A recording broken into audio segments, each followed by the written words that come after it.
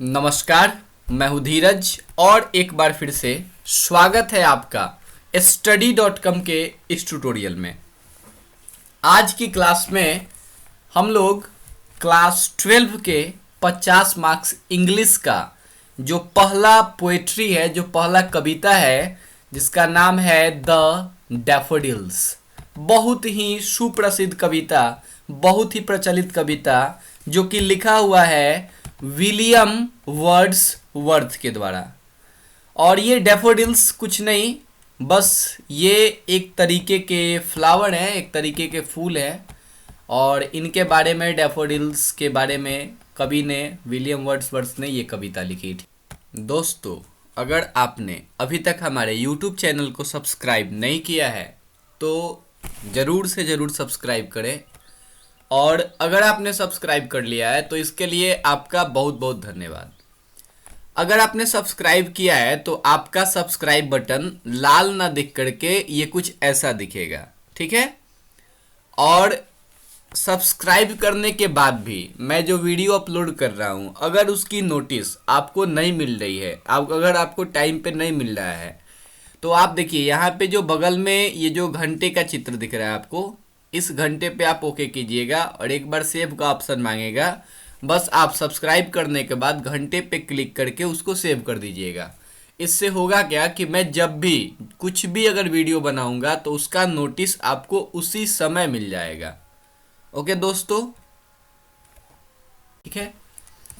तो आइए सबसे पहले कुछ ऑथर के बारे में, लेखक के बारे में थोड़ा जान लेते हैं। विलियम वर्ड्सवर्थ के बारे में जान लेते हैं कि इनका जन्म जो है 7 अप्रैल 1770 ईस्वी में हुआ था और ये 23 अप्रैल 1850 ईस्वी को मर गए थे। इनका निधन हो गया था। आखिरकार में जन्म इनका कहाँ हुआ था? तो इनका जन्म हुआ था कोकर माउथ करके एक जगह है इंग्लैंड में। सबसे पहले आप इंग्लैंड से जाइए लेक डिस्ट्रिक्ट। ये इंग्लैंड का मैप है, नक्शा है, और इसमें ये जो जगह है ये है लेक डिस्ट्रिक्ट, है ना। तो इसी लेक डिस्ट्रिक्ट में एक जगह है कोकर माउथ, और इस कोकर माउथ जगह में जन्म हुआ था विलियम वर्ड्सवर्थ का। और ये पिक्चर जो अभी आप देख रहे हैं, ये पिक्चर जो है उनका बर्थ प्लेस है। इसी जगह उनका जन्म हुआ था, जिसको आजकल कहा जाता है वर्ड्सवर्थ हाउस, ठीक है। आजकल इसको कहा जाता है वर्ड्सवर्थ हाउस। तो आइए आगे देखते हैं, थोड़ा इनके माता पिता के बारे में जानते हैं। और विलियम वर्ड्सवर्थ के पिता का नाम था जॉन वर्ड्सवर्थ और इनकी माता का नाम था एन कॉक्सन। इसके बाद इनकी एक बहन भी थी, डोरोथी वर्ड्सवर्थ, याद कर लीजिए, डोरोथी वर्ड्सवर्थ। थोड़ा सा काम लगेगा इस पोएट्री में इनका। तो आइए चलते हैं थोड़ा सा और आगे और समझते हैं चैप्टर का थीम। थीम का मतलब होता है विषय, मीन्स ये जो पोएम है, ये जो कविता है, आखिरकार में किस बारे में है, ठीक है। तो हुआ ऐसा 15 अप्रैल 1802 ईस्वी को वर्ड्सवर्थ जो है अपनी बहन के साथ, अपनी सिस्टर के साथ पास किए। कहाँ से? अल्स वाटर करके एक जगह है, एक झील का नाम है, ठीक है। अल्स वाटर जो है ये एक झील का नाम है, जो इंग्लैंड का दूसरा सबसे बड़ा झील है। जो इंग्लैंड का दूसरा सबसे बड़ा झील है अल्स वाटर। ये आप इसका फिगर देख सकते हैं, ये अल्स वाटर का फिगर है।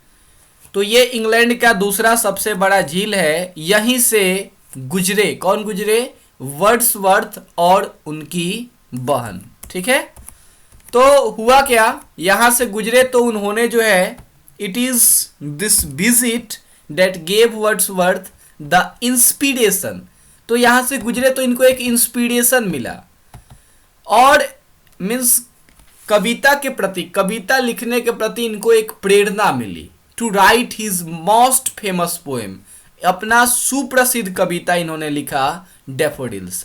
डैफोडिल्स एक बहुत ही प्रसिद्ध कविता है विलियम वर्ड्सवर्थ का, और इस कविता की प्रेरणा उनको उसी यात्रा से मिली जब वो अल्स वाटर झील के किनारे से अपनी बहन के साथ गुजर रहे थे, तब जाके उन्होंने वहाँ पे डैफोडिल्स के फूलों को देखा और उन्होंने ये कविता लिखी। तो आइए आगे जानते हैं। ये कविता उन्होंने लिखा 1804 ईस्वी में। 1802 में उनकी शादी हुई और 1804 में उन्होंने ये कविता लिखा एंड फर्स्ट पब्लिश्ड इन 1807। ये कविता 1807 ईस्वी में सबसे पहले पब्लिश की गई, सबसे पहले छापी गई, प्रकाशित की गई। लेकिन 1807 में जब ये कविता छपा तो इसमें मात्र 3 स्टैंजा थे, मात्र 3 ही स्टैंजा थे। लेकिन फाइनल वर्जन इसका कब आया? 1815 में, और इसमें उसमें कितने हो गए? 4 स्टैंजा हो गए। अभी आप अपने बुक में देख सकते हैं कि आपके बुक में 4 स्टैंजा दिया हुआ है, ठीक है। मीन्स 4 स्टैंजा में ये कविता बटा हुआ है। तो लेट्स स्टार्ट, आइए स्टार्ट करते हैं, पढ़ते हैं अपना कविता। तो फर्स्ट लाइन है कविता का, I wandered lonely as a cloud that floats on high over, इसको ओवर पढ़ेंगे, वेल्स एंड हिल्स। अच्छा, बादल के साथ, क्लाउड के साथ होता क्या है कि वो वेल्स का मतलब आप लोग समझते ही होंगे, घाटी होता है, एंड हिल्स का मतलब होता है पहाड़ी। तो जो क्लाउड होते हैं वो पहाड़ी और घाटियों के ऊपर से क्या करते हैं?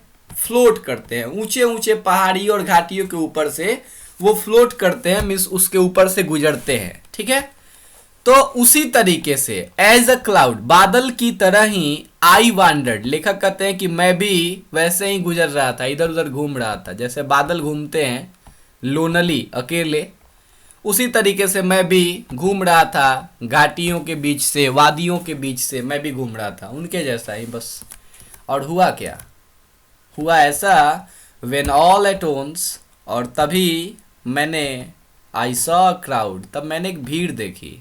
कभी कहते हैं कि मैं वही घाटियों के बीच से गुजर रहा था और मैंने एक भीड़ देखी, अ होस्ट, एक झुंड देखा। होस्ट का मीन्स झुंड, एक झुंड देखा। किस चीज का झुंड था वो? ऑफ गोल्डन डैफोडिल्स, डैफोडिल्स का झुंड था वो, सुनहरे डैफोडिल्स का। गोल्डन, सुनहरा का मतलब वही जो गोल्ड जैसा हो, सोने जैसा हो। तो उन्होंने सुनहरे डैफोडिल्स का झुंड देखा। ये झुंड उन्होंने कहाँ पे देखा? कहते हैं कि बिसाइड द लेक, जो झील था उस झील के किनारे। बिसाइड का मतलब बगल में होता है ऐसे, तो उस झील के बगल में, बीनीथ द ट्रीज, और पेड़ों के नीचे, बीनीथ द ट्रीज, पेड़ों के नीचे और झील के बगल में, fluttering and dancing in the bridge, वो जो झुंड थे डैफोडिल्स के वो फ्लटर कर रहे थे, लहरा रहे थे, एंड डांसिंग, और नाच रहे थे, इन द ब्रिज। ब्रिज का मतलब समझते हैं? ब्रिज जो साबुन भी आता है, ब्रिज का मतलब होता है मंद पवन, ठीक है। जो हल्की हल्की हवाएं चलती है ना, उसको ब्रिज कहते हैं।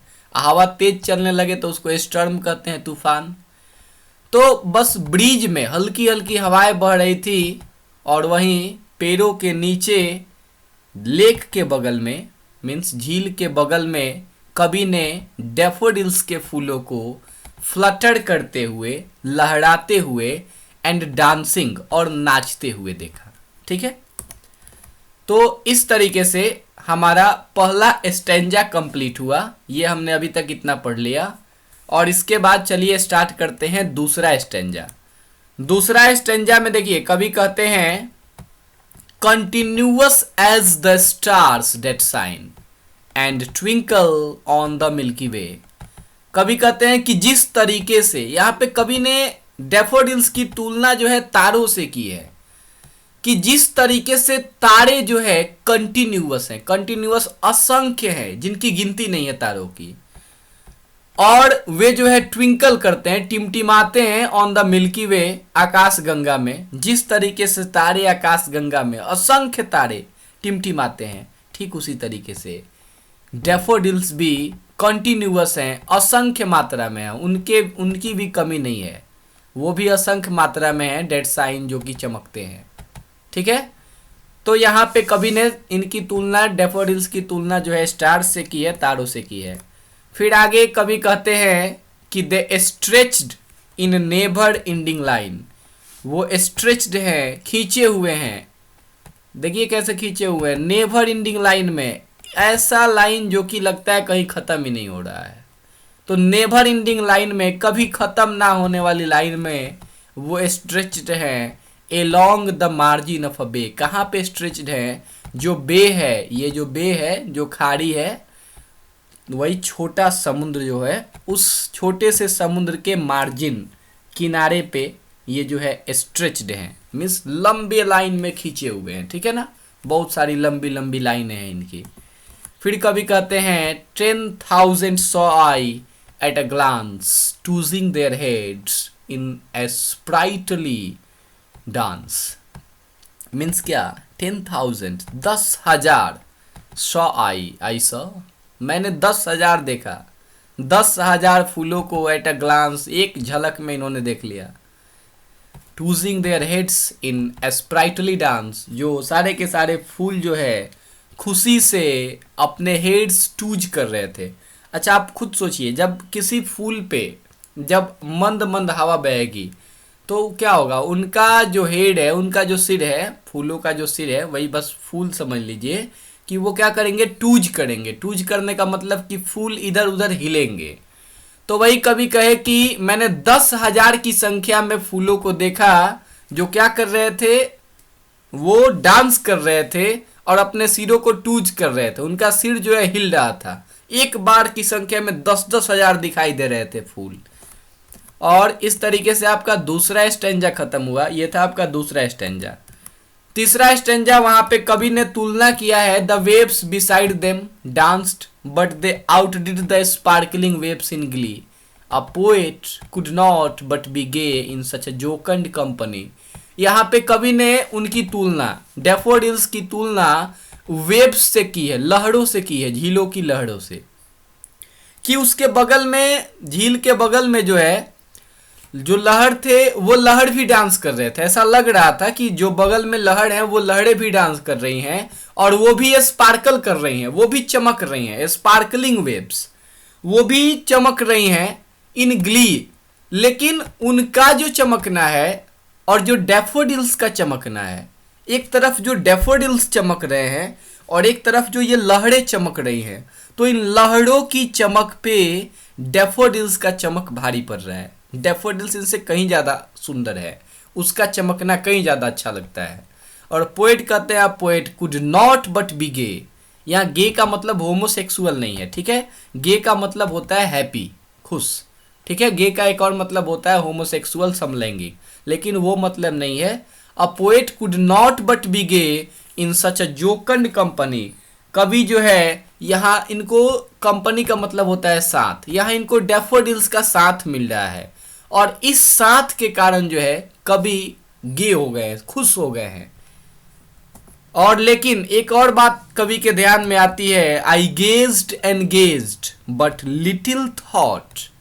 कवि कहते हैं कि मैं उनको निहारता रहा, मैं डैफोडिल्स के फूलों को निहारता रहा बट लिटिल थॉट, और तभी मेरे दिमाग में एक सोच आया, what wealth the show to me had brought, कि जो मैं ये उस समय से इस शो को निहार रहा हूँ, ये जो डैफोडिल्स को मैं देख रहा हूँ, व्हाट वेल्थ, तो इन्होंने कौन सा धन दिया है मुझको, क्या खुशी मिली है इसको देखने से जो कि मैं इनको देख रहा हूँ।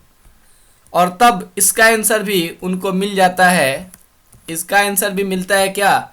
कहते हैं कि फॉर ऑफ्ट अक्सर वेन ऑन माई कॉच, कॉच का मतलब सोफा, आई लाई का मतलब लेटना, ठीक है।